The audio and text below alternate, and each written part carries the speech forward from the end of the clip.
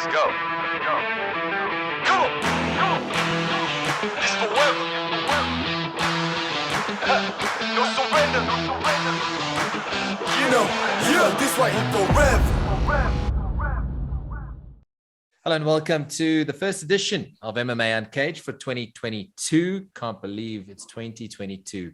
Time flies when you're having fun. Brought to you by MMAnewsuncaged.com for all your MMA news in one place. Joining me as always, he is a legend of MMA, former UFC fighter. He's a former EFC champion.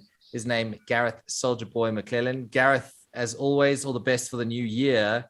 But it's that time again. We had a taste of UFC over the weekend with a fight night, but now 270 is the big one. And we've got the champion, the Apex Predator in Francis Ngannou up against Cyril Gane. It's going to be interesting, but it's just good to have MMA back. How have you been and what you've been up to? Yeah, man, Jesus, it's good to be back. I think, just preparing for the year and getting myself focused on a new year. I think everybody was glad to see the end of last year. But yeah, I suppose it doesn't change. It's just the date changes. It's all the same. But exciting. I think there's some exciting stuff happening in MMA this year. I think there's going to be some big fights on the UFC card. I think EFC, if they can move on from the platform that they laid last year, I think they can really, really make some waves. And I think there could be some really good cards on show. Exciting. I think MMA it's really alive globally. You look at the promotions. We've got a few promotions touching our shores over the next year, so that's exciting for African MMA. And then obviously tying into an African fighter, competing for the baddest man on the planet. I think that's such an interesting fight. I think there's so much there for people to see. Yeah, man, it's exciting. I think we had it. I think all around globally, there was a tough year last year and people had to grind and really punch it out. And, I think they've set themselves up well for this year. And I think especially on the MMA front, I think we're going to see some exciting stuff. Yeah, I mean, let's delve straight into it. I mean, it's a heavyweight title. As you say, the baddest man on the planet currently is Francis Ngannou after he knocked out Stipe Miocic for the title, but he comes up against a guy who's undefeated. France has just had MMA lifted a few years back now. It's now legal. It's an expansion area for the UFC. Do you think from a UFC point of view, they want a Gane to win? Or do you think they want for an African in Francis Ngannou of Cameroon to be the man walking around with a belt in terms of their expansion plans? Because there's no doubt Africa is one area, and we've spoken about it many times on this podcast, that it's all about coming to Africa. And we know PFL have said they're coming. We know Bellator have been flirting with the idea. UFC for many years have been flirting with the idea. But is there a chance, in your opinion, that France could be an area that the UFC have identified? So I think just from a promotional level, I think we're going to see a lot of guys touching the African continent. I think time is right now. I think Africa is alive. I think you saw that process with every country. You saw it with Russia, you saw it with Brazil, you saw it with the US, Canada. It's just as those fighters have come through and they found out that there's an amazing talent, they're drawn to that area to obviously get more viewership and to create more attraction and vibe. France has always been an extremely good combat arena. I mean, they're a space that have an unbelievable history in judo. They have an unbelievable history in the karate front. They have produced some of the best K1 / Muay Thai fighters in the world. So they're a combat nation. They're not a nation that it doesn't understand it. I think MMA was something that was very kind of barbaric to them, and it was cut off really early when the kind of growth of it was happening through Europe. But I'm excited now. I think there's Manon, who was in the EFC, and she was on the fighter series, and she's doing exceptionally well there. I mean, there's some really, really good up-and-coming French fighters in the UFC and in Bellator as well, and 1FC. I think they're a country that are very solid in terms of the combat arena, and I think they will definitely have a champion sooner or later. Cyril Gane is just a freak of nature. He's a big human being. He's as big as Francis Ngannou. He has an unbelievable skill set. He can wrestle. He can grapple. He can strike. He's not afraid to stand in front of big punches. He's not afraid to get stuck in. He's a guy that puts a lot of guys under pressure. He saw it with Derek Lewis. He wasn't afraid to get in Derek Lewis's face. And you know, even though he had Derek Lewis's, I mean, he's a guy with the most knockouts in UFC history, and he wasn't afraid of that. The difference is Francis Ngannou is just a different specimen. He's a guy that doesn't need 1 or 2 or 3 in any combination or any punch that he throws. He needs one. Cyril Gane knows that. I'm going to be very interested. I'm very excited to see how he negates this issue of Francis and what he poses. I know there's a lot of back and forth saying, I trained with him and I trained him and this has happened and videos are put out. And Francis is now saying that he knocked him out with a head kick. And Francis left that team and moved to the US, and he's improved immensely. Although Cyril Gane is unbeaten and he's on that level, I don't think people realize how much Francis Ngannou has improved as a fighter. And I think that's the interesting thing about him. Pair that with his just absolutely disgusting power. If he is put in a position where he knows how to use that, and I think he's starting to show that. I think he's starting to show. You watched him when he fought Stipe Miocic. He's probably one of the most intelligent heavyweights we've seen. He took his time. He didn't rush anything. He wasn't swinging for the fences. He was sticking behind a beautiful jab. That jab was eventually what did the damage to Stipe. I don't know how Cyril unlocks that puzzle. Francis is an extremely big, strong guy. I mean, I kind of put it to a space where there's going to be some big combinations. You know, a good tactic would be to chop the legs away, take away the power, take away that base. But does he get into a kicking match with him? You know, we know that Francis has devastating power in his legs as well. Does he put him on his back? I think Stipe is the only person that showed that when he beat him in the first title fight. But I think that Francis has improved enough to be able to wrestle guys and defend takedowns. So, look, we all know one thing. You don't want to get hit by Francis. You don't want to take a clean shot. And sometimes it's not even a clean shot that's putting guys away. So I truly feel the guy that walks away from this fight is honestly the best heavyweight in the world and potentially probably the best heavyweight we've seen. If Francis goes on to beat Cyril and implements himself as probably the greatest heavyweight of all time, the way that I see it, if Cyril Gane goes on and beats it, you know, he's the guy that dethroned this animal, this guy that no one wanted to be in there with, and he then has to build his legacy. So, yeah, I mean, it's a great time for the heavyweight division. There's some unbelievable heavyweights in that pack. There's probably 6 or 7 guys that can put their hand up that are really scary, and then all of a sudden you throw John Jones in that mix. From a technical point of view, I was going to say, how would you feel if John Jones gets a shot at the winner from this weekend? Because is that fair? Well, I mean, I know, you know, our colleague, I think it's yeah, sorry, Karen. I said I know our colleague Justin Ferrier is a huge John Jones fan, and he would say yes, he deserves a shot. But what do you think? So look, I think it's the next progression. I think if Francis goes on and beats Cyril, I think John Jones is the only guy that can get in there and beat him. I think he's the only guy that will be able to take him on. I also look at Cyril Gane. I think it's the same thing there as well. I don't think there's many heavyweights that can compete with him. I think that little tripod at the moment is the 3 guys that are the most dangerous at that division. My only concern about John Jones is he's a guy that's picked up an immense amount of weight. Does he move the same way? Combinations change, and your movement changes and your entries change, and the way you throw things change when you're bigger and heavier because you don't move the same. Your rotations are not as quick. Your balances are slightly off. What you would get away with being lighter, you wouldn't get away with being heavier. So I mean, it would be really interesting to see how John Jones approaches that. Does John Jones would I mean, in my eyes, if I was Dana, I would be like, okay, cool.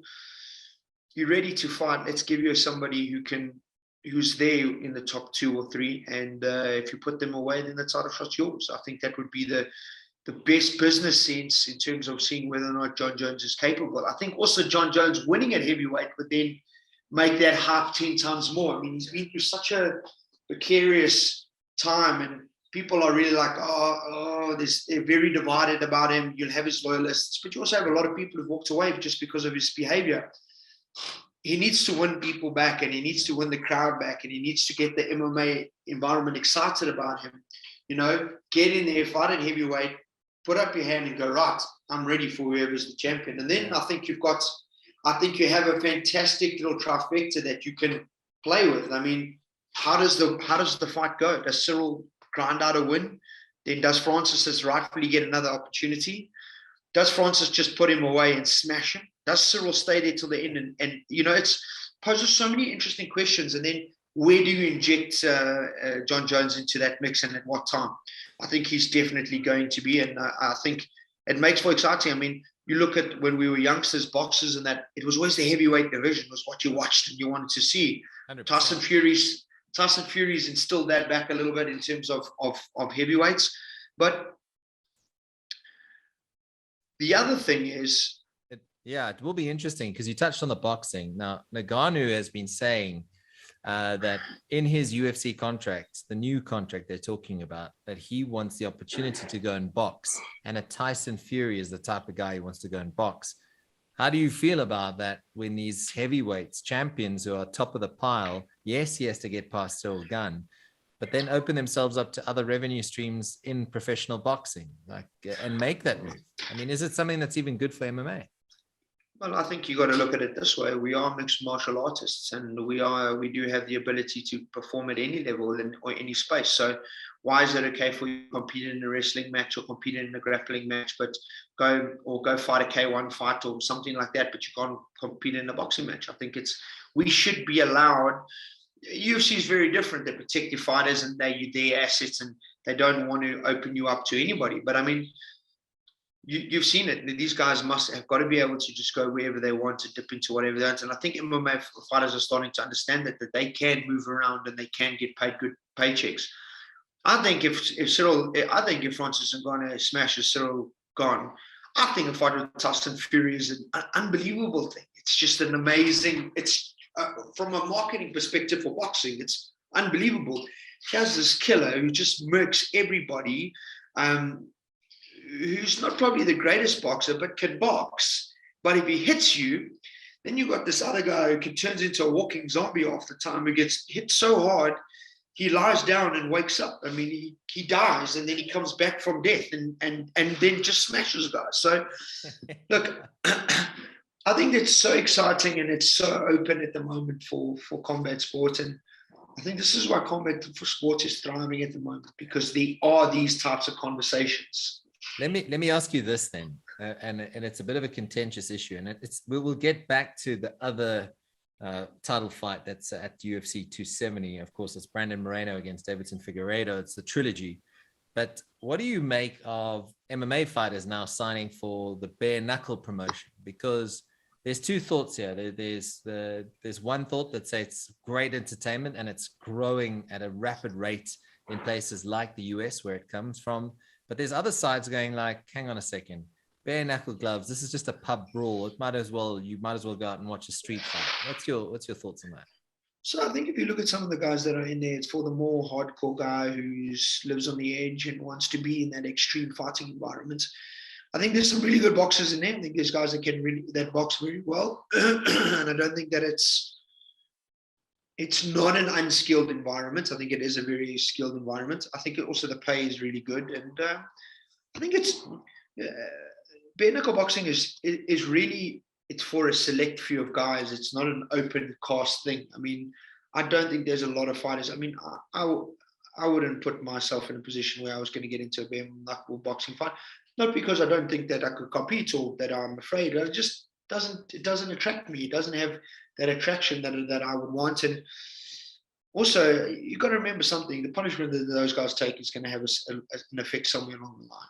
It will come back to bite you. So I think these are the things that fighters have got to be smart about. I mean, yes, you're chasing the paycheck, and I know it's tough out there, and you're looking for the money, and you're looking to survive and pay, but at what cost? Really, at the end of the day, you've got to ask yourself that question: what cost? At what cost am I chasing this paycheck? Yeah, I mean, it's not worth it. So MMA has been a tough sell for many years. You think of EFC in the early days. I mean, you were there for EFC 1. You know, people saw cage fighting, and a lot of people still across the world see MMA as cage fighting. So that's why I think for that sort of adrenaline junkie, that guy that just loves a good scrap, I suppose then Bareknuckle is for you. But it's the long-term damage, as you say, and those fights get stopped so quickly. You think about it. Bareknuckle cuts you open, over. You know what I mean? But again, I think it adds another dynamic to the combat world. There's so many different. I mean, you got that combat karate. You've got unbelievable K1. You've got unbelievable. I mean, it was combat jiu-jitsu is coming now, starting to gain momentum, and I can promise you, eventually, it's going to be something that is stable and you can earn good money from it. It's just. Excuse me. It's. I think combat sport is so intriguing because it's so many dynamics and there's so many opportunities for people to create and to create a name for themselves and obviously to get a paycheck. So we should actually embrace that there are at least opportunities for guys who might not crack it at the UFC or Bellator or PFL or One or Cage Warriors or whatever it may be, as another revenue, you know, for them to get involved. You just got to remember something, that although we all might be martial artists and we have ability, we thrive in certain areas. There's certain spaces where we're exceptional and there's other spaces where we're good. If understanding where you're exceptional and then being able to promote yourself and build a name and a brand for yourself within that arena and make money from it, then you must go for it. I mean, there's no difference. There's no difference between a small 4-ounce glove and a bare fist. I mean, it's the same thing. It's still a fight at the end of the day. So I don't think that we can down it or look up or frown upon it. We've just got to support those that have taken the decision to compete in those areas, and, you know, hopefully that they get what they want from it and their journey is as successful as they would like it to be. Oh, well, let's see what happens with the bare knuckle boxing. I'm still not convinced. I'll stick to the UFCs and the mainstream MMAs for now. Brandon Moreno, babyface, or Love McLovin, as they called him on commentary, up against Deiveson Figueiredo. It's the flyweight title bout at UFC this weekend. That was an incredible fight the last time they fought. This one is going to be very interesting. Do you think this one could go 5 rounds? So I think we're looking at this in a certain way. I think the first fight was kind of very close and it was kind of but I think Moreno did what he needed to do. Came back, got his opportunity to fight for it again, and Figueiredo got his opportunity to fight, and he got murked. He got outclassed. He got put away by a much better fighter. I think Figueiredo is very one-dimensional. Brazilians are. They have a certain style to them. They have a certain aggression to them, and once that aggression is matched, that aggression and toughness is matched, they get figured out. You look at a guy like Bareknuckle, the same thing happened to him, and the same thing happened to guys like Anderson Silva, that people eventually figure you out. And I think that Moreno's unlocked that puzzle. Moreno is just an exceptional guy. I think he's exceptionally hardworking. I think he's super talented and he's super driven, and you can't. There's certain things that you just can't teach. He has this heart that is ginormous, and he's invests everything he can into being better all the time. He comes humble in Mexico. He trains at the same gym. He hasn't moved on now to bigger things, and look, and I'm better. And sometimes that's what happens. Fighters lose, and you look at Amanda Nunes. She lost, now she's leaving. I mean, why? You were in a gym that made you so successful. Now you're running away because of one loss. It's a mental game. I think Moreno's got an exceptionally good head on his shoulders. He's a very humble champion, and that's what we like to see. I don't think that Figueiredo's got anything to beat him. I don't think he has what it takes to unlock that puzzle. I I think that Figueiredo's definitely improved himself. He's definitely worked harder. He's driven. He's hungry. But I think it's an emotion thing. I think he's really driven on emotion, and that could play against him. I think he's going to come out like a firecracker. I think he's going to chase it. He's going to go hard at it. And if Moreno's still standing in front of him after rounds 2 and 3, I think it's going to be the end of the road for him. I think Moreno's smart. He's confident. He knows that he can beat him. He's beaten him twice. He's just got to stick to his same game plan. He's got to have the same mindset and approach things the same way. And I think the result's going to be exactly the same. It's going to be a cracking fight, though. I'm looking forward to that one. Just some of the general news, Gareth, I wanted to get your thoughts on. Dustin Poirier and Nate Diaz talking up their demands for a matchup. That would make for a very interesting viewing. And it's 2 fan favorites. And obviously Poirier, after his loss, is looking to come back and get a W. I think it's a great fight for him. I think it's a big name fight in Diaz. I think it's a big money fight. I think it's a fight that people will pay to watch. I mean, it's 2 exceptionally tough guys. I mean, guys who can. I mean, you look at Nate Diaz against Leon Edwards, and with all due respect, Leon Edwards was really good and was putting it on Nate Diaz. And Nate Diaz hits him once. One punch, he timed one punch, and he hurt him. And he laughed at him. He didn't chase him. He didn't try and finish the fight. Nate Diaz doesn't care whether he wins or loses. He comes to put on a show. A guy like Dustin Poirier is going to stand in the pocket with him. He's going to throw the punches. He's going to throw the kicks. And I think you're in for an entertaining spectacle. I think that's a great fight. Dustin Poirier, we know what type of fighter he is. We know the guy that he is. He's a guy that's lost. He's picked himself up. He's dusted himself off, and he's come back. And he'll do it again. He's just that guy. He's not. Don't be surprised if you don't see him fighting for a title somewhere in the future. Yeah, it'll be very interesting indeed. I hope everyone's okay after that noise. Gareth, obviously EFC is still 92, is still a way away. 5th of March, that one. But they've got Michael against Trezor, Kruger against Lekolo, Plaikis against Duama, and Bandu against Longwana so far. And also, the one everyone is actually talking about, Conrad Siabi against Gordon Rootman, the Rage. I mean, there's already bad blood in that one. It makes for an interesting matchup. So I think these are 2 guys that are definitely going to talk a lot of smack. I think they're going to be at each other. Gordon's never scared to voice his opinion, and neither is Conrad. We know that. I think it's an entertainer's fight. It's a crowd fight. It's a fight that will be entertaining on the night. Conrad Siabi, funny enough, is an exceptionally good stand-up guy. He has an unbelievable stand-up record. And I think if he can just get himself in the right shape and fit and get himself into the right mentality, yeah, he's moving on in age and he's really on the other side of it. But I think he can still put on a good show. Gordon's been away for a long time. Everybody enjoyed Gordon Rootman because he was a scrapper. He didn't care. He was in it. I know he's doing some work out of Apex and with Boyd and that crew. And they'll make sure he's prepared and he's ready. And I saw him the other day and he's looking in shape. And look, it's exciting. I think it's nice. I think these are the type of fights that UFC need. They need those fights that draw the crowd and the attention and a bit of smack talk and 2 guys that they know they're going to throw down leather. And it might not be a long fight and it probably won't be the prettiest fight, but it's going to be a good scrap. Main fight, Luke Michaels against Trezor. These are 2 guys that really have the ability to be exceptionally good fighters. They have the talent. They have the physical presence. They naturally fight. They got this natural fighting ability. Chris was a beast, man. He hits so hard. Luke Michaels is strong and he's physical and his wrestling and grappling is impeccable. And I know he's been working with Stephen Castle, and Stephen Castle says his hands are unbelievable, so stand-up isn't really in a good space. They're both mental fighters. They're both guys who are in their head when they fight, and if either one of them can conquer their head on the night, that's the guy that's going to win. If they both conquer their head, I think you're in for a great scrap. They've got to remember they're putting a belt around their waist that I probably would say in the middleweight in the EFC division is probably the most lucrative in terms of stature.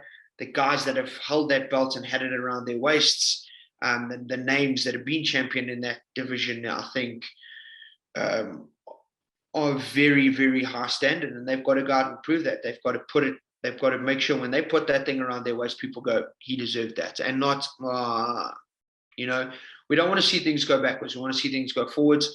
I think they both have the potential to produce an unbelievable title fight, and I'm excited for both of them. I think it's a good opportunity for them. They're youngsters. They've been around a long time.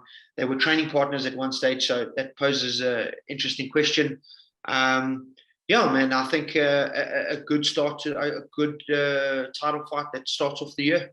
Yeah, I'd say the EFC has just released its schedule for the year. So, Gareth, I think we're going to be busy for all those events that are taking place. Gareth Soldier Boy McKinnon, thank you as always for your time. I really appreciate it. Keep up the training, and I believe I'll be seeing you at Submission Kings. That's around the corner. When is that? The 11th of Feb or something like that, hey? 11th of Feb, man. I was really looking forward to the heavyweight fight. I thought that was a fantastic fight, but unfortunately, Johanna got injured. So, I mean, we hope he has a speedy recovery and that fight can get off soon. Good quintet. I think there's some good girls in that quintet, and I think it's going to be there's going to be some proper barn burning. The thing I love about girls is when it comes to fight time, they're super aggressive and they get stuck in. They're not like a guy. They don't process it. They just go, okay, cool, we're in. Here we go. So yeah, man, I think Submission Kings is a great competition, and I think it's doing fantastic things. And I think that we're going to see a really, really, really solid competition over the next few years. And I think, we could potentially bring in some big names. I think it's the type of competition that could draw and attract some big names. And that's what the jiu-jitsu needs on this continent. Yeah, and it's obviously always for a good cause. So, and it benefits, of course, the amateur fund, which Justin Ferrier is working hard at as we speak. Yeah, but guys, that's it for now. Thank you very much for watching the first episode of 2022. Like and subscribe. Remember to catch us on the various streaming platforms. And we thank you very much. A big shout out once again to our frontline workers during this pandemic. Your work is outstanding. Mad respect for you guys. Gareth, thanks for your time, and we'll chat soon.